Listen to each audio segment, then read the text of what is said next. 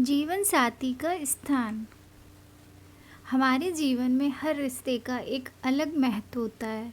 हर रिश्ते के लिए एक अलग स्थान होता है और हर रिश्ते का एक मतलब होता है और हर एक रिश्ते का एक सफ़र होता है। ये सफ़र कभी ना कभी कहीं ना कहीं ख़त्म होता है। बस एक पति पत्नी का रिश्ता ऐसा होता है जिसका सफ़र आखिरी सांस तक चलता है। आधुनिक विज्ञान के ज़माने में हमने बहुत ज़्यादा तरक्की कर ली।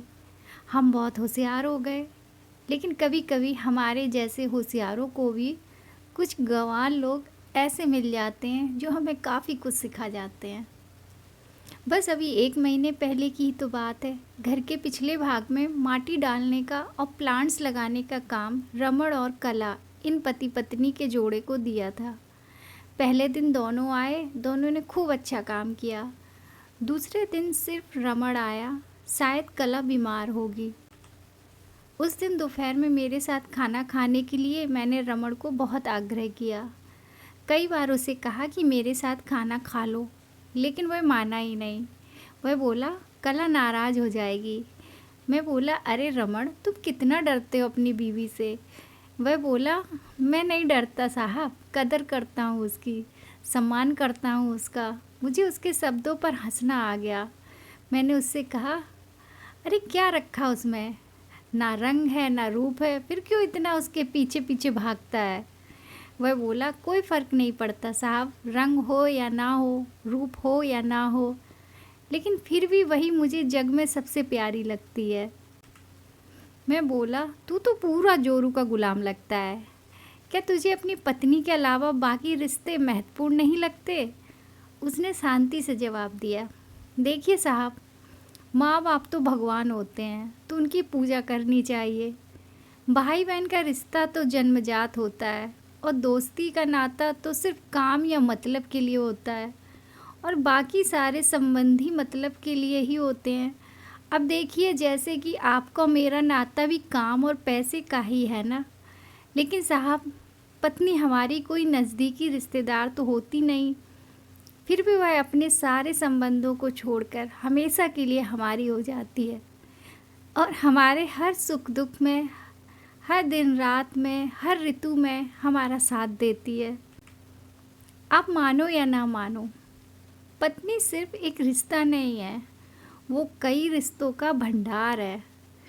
जब वह हमारी हर इच्छा पूरी करती है, हमारी देखभाल करती है, हमको लाड़ लड़ाती है, तब वह किसी माँ की भूमिका निभा रही होती है। जब वह हमें अपने वर्तमान परिस्थिति की समझ देती है और जब हम अपनी कमाई उसके हाथों में लाकर देते हैं, तब हमें विश्वास होता है कि वह उसका सही इस्तेमाल करेगी और हमारे साथ कुछ बुरा नहीं होने देगी। तब वह बाप की भूमिका निभा रही होती है, जब हमारे बारे में चिंतित होती है और जब वह हमें हमारी गलतियों को बताकर उसे सुधारने का मौका देती है।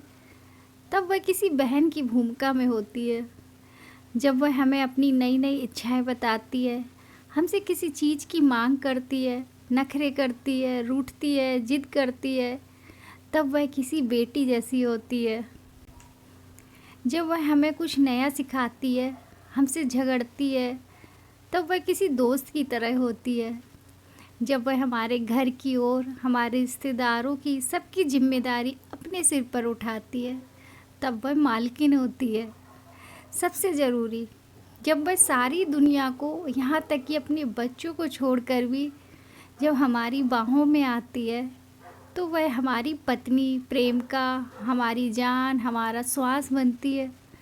अब आप ही बताइए साहब, अगर मैं उसकी इज्जत करता हूँ, उसकी कदर करता हूँ, तो क्या मैं कोई गलत काम करता हूँ। और वैसे भी पत्नी सिर्फ अपने पति के लिए अपना घर छोड़कर अनजाने घर आती है और बाकी के रिश्ते तो परिस्थिति के हिसाब से निभा जाती है। देखिए साहब, मैं ज़्यादा पढ़ा लिखा तो नहीं हूँ, लेकिन ज़िंदगी ने मुझे इतना ज़रूर सिखाया है कि रिश्तों का मतलब एक दूसरे की कमियों को पूरा करना होता है। नहीं तो अगर आप बिना कमियों वाले किसी इंसान को ढूंढने बैठोगे तो ज़िंदगी भर अकेले रह जाओगे। देखिए साहब, बीवी अगर धरती बनकर इतना बोझ उठा सकती है, अपनी तपस्या की अग्नि में तप सकती है, तो पति को भी शांत और उतना ही बड़ा विशाल आसमान की तरह बनना पड़ेगा, जो उसे समय समय पर प्यार की बारिश से भिगोता रहे। ठीक है साहब, बहुत देर हो गई, मैं जाता हूँ, कहकर रमण वहाँ से जाने लगा और मैं उसको पीछे से जाते हुए देखता रहा। आज इस छुटक मजदूरी करने वाले आम इंसान में मुझे बहुत बड़ा उपदेश देने वाला गुरु नज़र आ रहा था। उसकी वो बात कि पत्नी कैसी भी हो, उसको मान देना, उसकी इज्जत करना, देखभाल करना हर विवाहित पुरुष का प्रथम कर्तव्य है, और ये गुरु ज्ञान मुझे जीवन भर याद रहा। Thank you. अगर आपको हमारी ये कहानी पसंद आई तो please like, share and subscribe ज़रूर कीजिएगा, ताकि मैं आपको और अच्छी अच्छी कहानियाँ सुना सकूं।